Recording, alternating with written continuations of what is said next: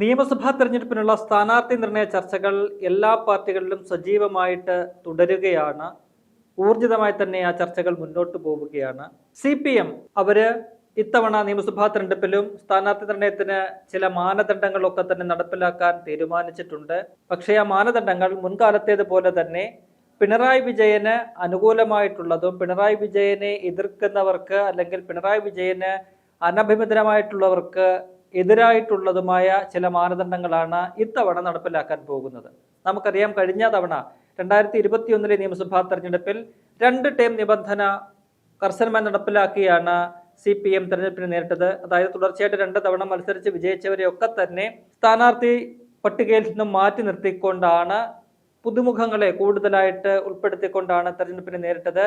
അത്തരത്തിൽ സ്ഥാനാർത്ഥിത്വം നഷ്ടപ്പെട്ടവരിൽ EP ജയരാജനെ പോലെ, G സുധാകരനെ പോലെ, തോമസ് ഐസക്കിനെ പോലെ, C രവീന്ദ്രനാഥിനെ പോലെ, AK ബാലനെ പോലെയുള്ള പ്രമുഖരായിട്ടുള്ള പല നേതാക്കളും ഉണ്ടായിരുന്നു. ഇത്തവണ കൂടുതൽ ശക്തമായിട്ട് ചില മാനദണ്ഡങ്ങൾ നടപ്പിലാക്കാൻ പോവുകയാണ്. അത് പറഞ്ഞതുപോലെ തന്നെ ചില നേതാക്കളെ വെട്ടിയൊതുക്കുക എന്ന ലക്ഷ്യത്തോടു കൂടി മാത്രമാണ് എന്നാണ് മനസ്സിലാക്കാൻ സാധിക്കുന്നത്. ഇത്തവണ സാധാരണഗതിയിൽ പാർട്ടി എടുത്തിരിക്കുന്ന തീരുമാനമെന്ന് പറയുന്നത് നിലവിലെ മന്ത്രിമാരും MLA-മാരിൽ ബഹുഭൂരിപക്ഷവും മത്സരിക്കട്ടെ എന്നാണ്. കാരണം ഒരു തുടർഭരണം ലക്ഷ്യമിട്ടുകൊണ്ട് നേരിടുന്ന ഒരു തെരഞ്ഞെടുപ്പാണ്. അതുകൊണ്ട് കൂടുതൽ ഭാഗ്യപരീക്ഷണത്തിനൊന്നും വേണ്ട, പരമാവധി സിറ്റിംഗ് MLA-മാരെയും ഒക്കെ തന്നെ കളത്തിലിറക്കാമെന്ന് പാർട്ടി നേതൃത്വം വിലയിരുത്തുന്നുണ്ട്.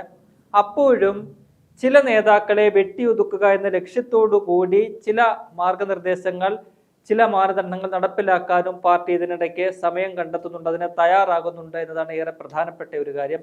അത്തരത്തിൽ പാർട്ടി നേതൃത്വം വെട്ടിയൊതുക്കാൻ തയ്യാറാക്കിയിരിക്കുന്ന പട്ടികയിലെ മുൻപന്തിയിലുള്ള പേര് KK ശൈലജയാണ്.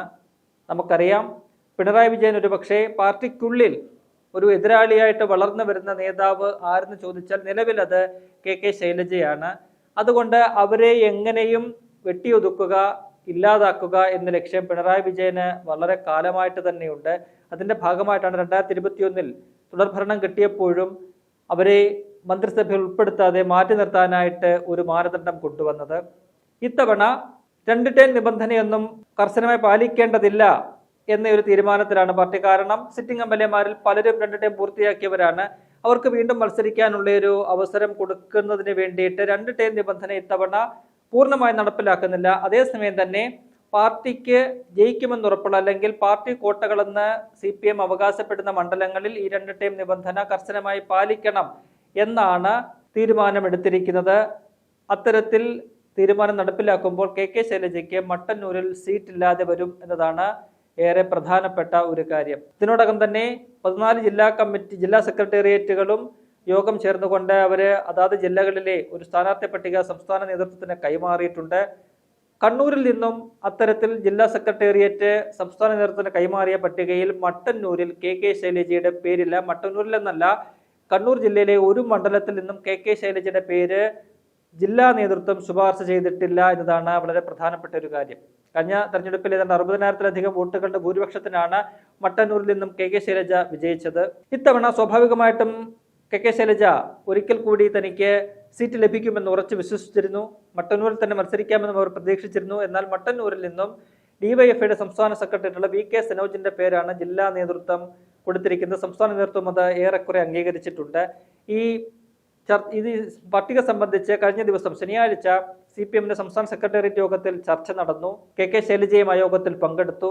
ആ യോഗത്തിൽ വളരെ വൈകാരികമായിട്ട് പൊട്ടിക്കരഞ്ഞുകൊണ്ടാണ് KK ശൈലജ സംസാരിച്ചത് എന്നാണ് നമുക്ക് മനസ്സിലാക്കാൻ കഴിയുന്നത്. അവർ ചോദിച്ചത്, എല്ലാ മന്ത്രിമാരും ഭൂരിപക്ഷം MLA-മാരും മത്സരിക്കട്ടെ എന്നൊരു തീരുമാനം എടുത്തിരിക്കെ തനിക്ക് മാത്രം എന്തുകൊണ്ട് സീറ്റില്ല എന്നാണ് അവർ കരഞ്ഞുകൊണ്ട് ചോദിച്ചത്.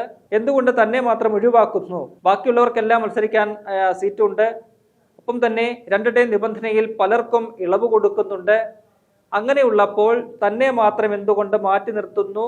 തനിക്ക് മാത്രം എന്തുകൊണ്ട് ഒരിക്കൽ കൂടി അവസരം കിട്ടുന്നില്ല എന്ന ചോദ്യമാണ് ഉയർത്തുന്നത്. ആ ചോദ്യം പ്രധാനമായിട്ടും ചെന്ന് പതിക്കുന്നത് ഈ പറയുന്ന പോലെ മുഖ്യമന്ത്രി പിണറായി വിജയനിലേക്കാണ്. കാരണം മുഖ്യമന്ത്രി തുടർച്ചയായിട്ട് 3ാമത്തെ മത്സരത്തിലാണ് 2026 ഇറങ്ങാൻ പോകുന്നത്. അദ്ദേഹം ധർമ്മടത്തു നിന്ന് തന്നെയാണ് മത്സരിക്കുന്നത്. അപ്പോൾ ഈ പറഞ്ഞിരിക്കുന്ന പാർട്ടിക്ക് ജയിക്കുമെന്നുറപ്പുള്ള മണ്ഡലങ്ങളിൽ 2 നിബന്ധന കർശനമായും പാലിക്കണം എന്ന നിബന്ധന അത് അവിടെ പിണറായി വിജയന് ബാധകമല്ലാതെ വരികയാണ്. അപ്പോൾ ഉയരുന്ന ചോദ്യം, ധർമ്മടത്ത് പാർട്ടിക്ക് അത്രയ്ക്കും വിജയസാധ്യത കുറഞ്ഞ മണ്ഡലമാണോ എന്ന ചോദ്യം അവിടെ ഉയരുന്നുണ്ട്. അങ്ങനെയല്ല, പകരം പിണറായി വിജയന് അനുകൂലമായിട്ടുള്ള ചില മാനദണ്ഡങ്ങളാണ് പാർട്ടി നടപ്പിലാക്കുന്നത് എന്നാണ്. എന്തായാലും കെ ശൈലജയെ സംബന്ധിച്ച് മട്ടന്നൂരിൽ നിന്നും ഇനി അവർക്ക് സീറ്റില്ല എന്ന് ഉറപ്പായി കഴിഞ്ഞിട്ടുണ്ട്. പാർട്ടി നേതൃത്വം പറയുന്നത് മട്ടന്നൂരിൽ ജയിക്കാൻ കെ ശൈലജയുടെ സാന്നിധ്യം വേണ്ടതില്ല, സ്ഥാനാർത്ഥിത്വം വേണ്ടതില്ല, അവിടെ ആരെ നിർത്തിയാലും ജയിക്കാൻ കഴിയുമെന്ന ശുഭാപ്തി വിശ്വാസം പാർട്ടിക്കുണ്ട്. അതുകൊണ്ട് കെ ശൈലജയ്ക്ക് വേണമെങ്കിൽ വേറെ ഒരു മണ്ഡലത്തിൽ നിന്നും മത്സരിക്കാം, അല്ല എന്നുണ്ടെങ്കിൽ മത്സരത്തിൽ രംഗത്ത് നിന്ന് മാറി നിൽക്കാം. പാർട്ടി നേതൃത്വം കെ ശൈലജയെ അങ്ങനെ മത്സരിപ്പിക്കുന്നതിൽ നിന്നും ഒഴിവാക്കി ഒരു തീരുമാനമെടുക്കില്ല. കാരണം അത് തങ്ങൾക്ക് തിരിച്ചടിയാകുമെന്ന ഒരു തിരിച്ചറിവ് പാർട്ടിക്കുണ്ട്. അതുകൊണ്ട് കണ്ണൂരിൽ നിന്നുള്ള പേരാവൂരിലെ മണ്ഡലത്തിൽ സ്ഥാനാർത്ഥിയാകട്ടെ എന്ന നിർദ്ദേശമാണ് സംസ്ഥാന നേതൃത്വം മുന്നോട്ട് വെച്ചിരിക്കുന്നത്.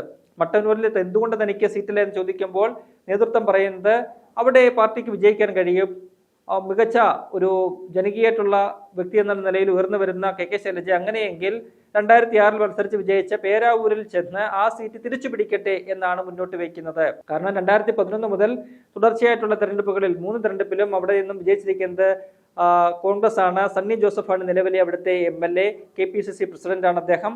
ആ KPCC പ്രസിഡന്റിനെ നേരിട്ട് അദ്ദേഹത്തെ തോൽപ്പിച്ച് ആ മണ്ഡലം തിരിച്ചു പിടിക്കട്ടെ, അതല്ലേ ഹീറോയിസം എന്ന് കെ ശൈലജയോട് ചോദിക്കുകയാണ് സംസ്ഥാന സെക്രട്ടേറിയറ്റിലെ പല നേതാക്കളും ചെയ്തിരിക്കുന്നത് എന്നാണ് നമുക്ക് പുറത്തു വരുന്ന വിവരങ്ങളിൽ നിന്നും മനസ്സിലാക്കാൻ കഴിയുന്നത്. അങ്ങനെ കെ ശൈലജയെ വെട്ടാനുള്ള എല്ലാ തീരുമാനവും എടുത്തു കഴിഞ്ഞിരിക്കുന്നു. ഇത്തവണത്തെ നിയമസഭാ തെരഞ്ഞെടുപ്പിലെ CPM സ്ഥാനാർത്ഥി നിർണയവുമായി ബന്ധപ്പെട്ട് നമ്മൾ പരിശോധിക്കുമ്പോൾ അവരുടെ ആ ചർച്ചകൾ നേടുന്നത് കെ ശൈലജയെ എങ്ങനെയെങ്കിലും വെട്ടുക എന്നതാണ്. ഈ നിയമസഭാ തെരഞ്ഞെടുപ്പിലെ അവരുടെ സ്ഥാനാർത്ഥി നിർണയത്തിൽ നിന്നും പുറത്തു വരുന്ന വാർത്തകളിൽ വളരെ പ്രധാനപ്പെട്ട ഒരു സംഭവം എന്ന് പറയുന്നത്, ഒരു പക്ഷേ സ്ഥാനാർത്ഥി ചർച്ചകൾ അത് മുന്നോട്ട് പോകുമ്പോൾ കെ ശൈലജ മത്സരിക്കേണ്ട, അല്ലെങ്കിൽ അവർ സ്വയം അത് ഇത്തരത്തിൽ മട്ടന്നൂര് മണ്ഡലം നിഷേധിക്കുമ്പോൾ അവർ സ്വയം മത്സര രംഗത്ത് നിന്ന് പിന്മാറും. അങ്ങനെ അവർ പിന്മാറുന്നെങ്കിൽ പിന്മാറട്ടെ എന്നൊരു ലക്ഷ്യമാണ് പാർട്ടി നേതൃത്വത്തിനുള്ളത്. എന്തായാലും ശൈലജ വളരെ വൈകാരികമായിട്ട് പൊട്ടിക്കരഞ്ഞുകൊണ്ടാണ് ആ യോഗത്തിൽ സംസാരിച്ചത് എന്നാണ് നമുക്ക് മനസ്സിലാക്കാൻ കഴിയുന്നത്. മുൻപ് 2021 ഈ മന്ത്രിസഭാ രൂപീകരണ സമയത്ത് CPM മന്ത്രിമാരിൽ നിന്നും കെ ശൈലജ ഒഴിവാക്കിയപ്പോഴും ഇതേ രീതിയിലൊരു ഞെട്ടൽ ഇവർക്കുണ്ടായതാണ്, ഒരു വലിയൊരു ആഘാതം അവർക്കുണ്ട്. അത് പിന്നീട് തുറന്ന് പറയുകയും ചെയ്തു, മാധ്യമങ്ങളോടൊക്കെ തന്നെ പ്രതികരിക്കുകയും ചെയ്തതാണ്. താൻ ഒരിക്കലും പ്രതീക്ഷിച്ചില്ല അത്തരം ഒരു തീരുമാനം. വീണ്ടും താൻ മന്ത്രിയാകുമെന്ന വലിയൊരു പ്രതീക്ഷയിലായിരുന്നു അവർ. കാരണം കോവിഡിന്റെ സമയത്ത് മികച്ച മന്ത്രി എന്നൊക്കെയുള്ള ഒരു വാഴ്ത്തുപാട്ടിൽ ഇങ്ങനെ നിൽക്കുന്ന കാലമാണ് കെ ശൈലജ.